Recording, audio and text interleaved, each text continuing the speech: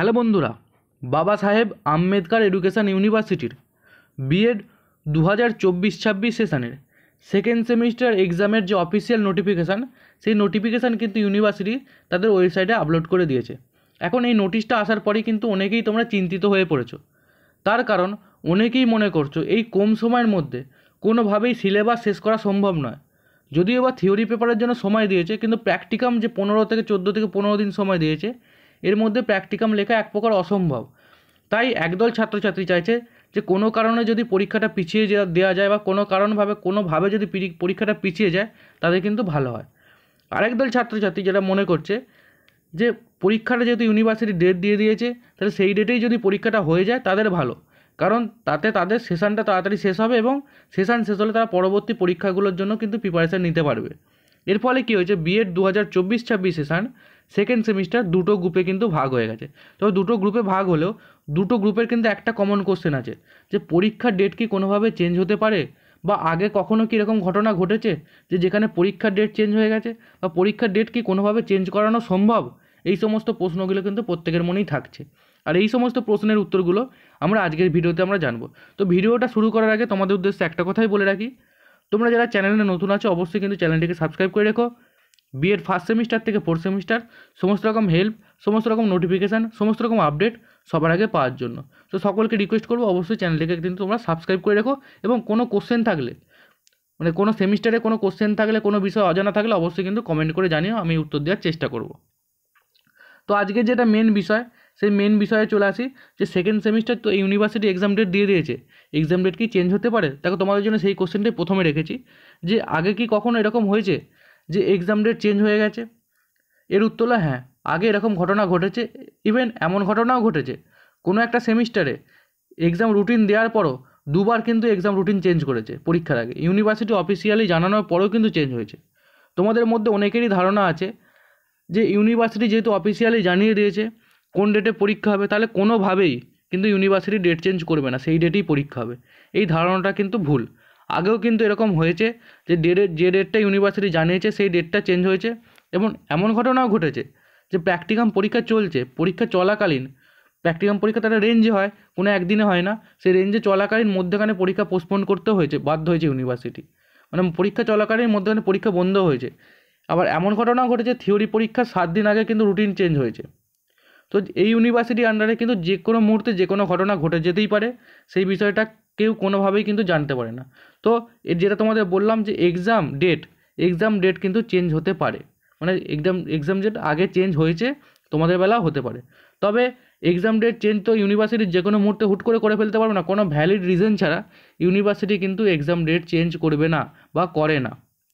তো ইউনিভার্সিটিকে exam date change করতে গেলে কোনো একটা ভ্যালিড রিজন দেখাতে হবে, বা ভ্যালিড রিজন থাকলেই তবেই কিন্তু ইউনিভার্সিটি চেঞ্জ করতে পারে। আর দ্বিতীয়ত দেখো, আমার কাছে এটুকু খবর এসেছে যে একদল ছাত্রছাত্রী যারা চাইছে পরীক্ষাটা পিছিয়ে যাক, তারা কিন্তু মেল কর্মসূচি করে নিয়েছে অলরেডি একদিন, এবং তাতে বেশ ভালো সংখ্যক ছাত্রছাত্রী কিন্তু ইউনিভার্সিটিতে মেল করেছে। তবে মেল করলেই যে ইউনিভার্সিটি ডেট চেঞ্জ করে দেবে এরকম কিন্তু একদমই নয়। ইউনিভার্সিটিকে একটা ভ্যালিড রিজন দেখাতে হবে যে আমরা কেন চাইছি পরীক্ষাটা পিছিয়ে যাক। সেই বিষয়টা সবাই যদি একসাথে 2 থেকে 3 হাজার মিনিমাম যদি মেল যায়, তবেই কিন্তু ইউনিভার্সিটি বিষয়টা ভেবে দেখবে। যদি 3 থেকে 400 মেল যায়, ইউনিভার্সিটি মেলগুলো খুলেই দেখবে না। তো তোমরা যদি যারা চাইছো যে পরীক্ষাটা পিছিয়ে যাক, তারা কিন্তু মেল কর্মসূচি করতে পারো, তবে সবাই একত্রিত হয়ে। এবার তুমি তো প্রশ্ন করবে যে আমি তাহলে কাদের পক্ষে? দেখো, আমি কোনো পক্ষেই নয়, আমি কিছু প্লাস পয়েন্ট এবং কিছু মাইনাস পয়েন্ট তোমাদের বলে দিচ্ছি। যারা ভাবছো যে পরীক্ষাটা পিছিয়ে গেলে হয়তো ভালো হবে, তারা কিন্তু, আমি তাদের পক্ষে একটু হতে পারছি না, কারণ পরীক্ষাটা পিছিয়ে গেলে কিন্তু তোমাদেরই সমস্যা হবে পরবর্তী সেমিস্টারগুলো কমপ্লিট করতে। এবার কোনো কারণে ধরো তোমাদের ফোর্থ সেমিস্টারটার সময় কোনো একটা পরীক্ষা হলো, যেটার জন্য তোমাদের বিএড সার্টিফিকেটটা লাগবে, কিন্তু তোমরা যে এখানে যে 1 মাস ধরো তোমরা জোর করে পিছিয়ে দিলে কোনো কারণে, সেক্ষেত্রে কিন্তু তোমরা ওখানে কিন্তু সমস্যায় পড়বে। যত তাড়াতাড়ি সম্ভব তোমরা যদি সেমিস্টারগুলো কমপ্লিট করে নাও, রেজাল্টটা হাতে পেয়ে যাও, কিন্তু তত তাড়াতাড়ি তোমাদের ভালো। আমি বুঝতে পারছি সময় খুব কম, বেশি করে তোমাদের পড়তে হবে, প্রচুর চাপ তোমাদের মধ্যে, কিন্তু চাপটা নিয়ে তোমরা যদি করে নাও, তোমাদের সেমিস্টারটা কমপ্লিট হয়ে গেলে কিন্তু তোমরা চাপমুক্ত হবে, এবং পরবর্তী সেমিস্টারগুলো তাড়াতাড়ি হয়ে গেলে তোমরা কিন্তু বিএড কোর্সটা কমপ্লিট করতে পারবে। বিএডের নাম্বার কিন্তু অতটা সেইভাবে আর গুরুত্ব নেই। তোমরা এসএসসি পরীক্ষা যারা দিয়েছে তাদেরকে জিজ্ঞাসা করে নাও, বিএড জাস্ট কোয়ালিফিকেশানের জন্য 60% মার্কস লাগলেই হবে, যেটা প্রায় সকলেই পায়। তাই বলবো, আমি কিন্তু যারা চাইছে ইউনিভার্সিটি যে ডেট দিয়েছে সেই ডেটে পরীক্ষা হোক, সেই তার পক্ষেই আমি কিন্তু আছি, বা আমার মতামত, ব্যক্তিগত মতামত তাদের পক্ষেই যে পরীক্ষাটা হয়ে যাক। পরীক্ষাটা হলে কিন্তু অনেকেরই সুবিধা হবে, তোমার একটু দু একদিন অসুবিধা হবে, কিন্তু তোমরা চেষ্টা করলে কিন্তু সমস্ত কিছু পারবে, তাড়াতাড়ি পড়ে নাও। আর একটা কথা যে ম্যাক্সিমাম ছাত্রছাত্রী কিন্তু বিএডে পড়াটাই শেষ 30 দিনেই করে, তো তোমাদের হাতেও শেষ 30 দিনই আছে, তোমরা কিন্তু পড়লে বা চেষ্টা করলে কিন্তু পারবে। তবে তোমাদের ব্যক্তিগত মতামত তোমরা সিদ্ধান্ত নিও। যদি মেল কর্মসূচি করতে যাও একত্রিতভাবে 3 থেকে 4 হাজার ছাত্রছাত্রীকে নিয়ে কিন্তু করো, তাছাড়া কিন্তু কোনো রকম লাভ হবে বলে মনে হয় না।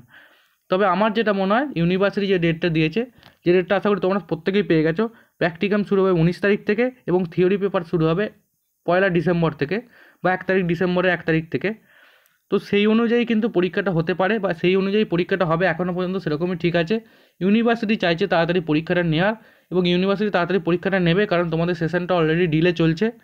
তো তার জন্য ইউনিভার্সিটি চেষ্টা করছে পরীক্ষাগুলো নিয়ে তাড়াতাড়ি কমপ্লিট করা।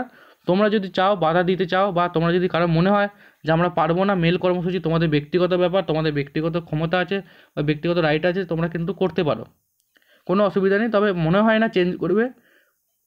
তো যারা পড়াশোনা শুরু করতে চাইছো তারা কিন্তু অবশ্যই পড়াশোনা শুরু করে দাও, বইপত্র কিনে বা যার কাছে যেটুকু রিসোর্স আছে সেই অনুযায়ী পড়াশোনা করো। আমাদের সাজেশনপত্র দেওয়া হচ্ছে, তোমরা সেগুলো নিতে পারো, নাহলে যেখান থেকে কিছু তোমরা পড়তে পারো। তো সেইগুলো প্রিপারেশানটা নিয়ে কিন্তু পড়াশোনাটা শুরু করে দাও। এবং ডেট হিসাবে ধরো যে ডিসেম্বরের 1 তারিখেই তোমাদের থিওরি পেপারের পরীক্ষা হবে, আর প্র্যাকটিকামটা আগে হয়ে যাচ্ছে, 19 নভেম্বর তোমাদের কিন্তু প্র্যাকটিকাম পরীক্ষাটা হয়ে যাবে। তো সেই অনুযায়ী পড়ো। আর প্র্যাকটিকাম বিষয়ে যেটা বললাম, আমি প্রত্যেকটা সেমিস্টারের ক্ষেত্রে ভাইবার সাজেশান দিয়ে থাকি। ভাইবার কী কী ধরনের কোশ্চেন তোমাকে করে থাকবে, বা কোন কোন কোশ্চেনগুলো তোমরা বেশি করে গুরুত্ব দেবে, সেই সম্পর্কিত ভিডিও কিন্তু আসতে চলেছে। তার জন্য অবশ্যই কিন্তু চ্যানেলটিকে সাবস্ক্রাইব করে রাখো এবং পড়াশোনা শুরু করো। ডিসেম্বরে 1 তারিখে তোমাদের পরীক্ষা হচ্ছে, এখনও পর্যন্ত এটুকুই কনফার্ম, এটা ধরেই তোমরা কিন্তু এগোতে থাকো। আর যারা চাইছো মেল কর্মসূচি করবে, তারা একত্রিত প্রথমে হয়ে তারপরে খুব তাড়াতাড়ি কিন্তু মেল কর্মসূচি শুরু করো। দুপক্ষের কথাই আমি বললাম। তো আমি ব্যক্তিগতভাবে পরীক্ষাটা এই ডিসেম্বরের 1 তারিখে হয়ে যাক, সেটাই কিন্তু আমি চাইছি। এবার তোমাদের ব্যক্তিগত ব্যাপার, তোমরা কি সিদ্ধান্ত নেবে। আশা করি বুঝতে পেরেছো। যদি ভালো লাগে অবশ্যই ভিডিওটা বন্ধুদের মধ্যে শেয়ার করে দিও। ধন্যবাদ সকলকে ভিডিওটা পুরো দেখার জন্য।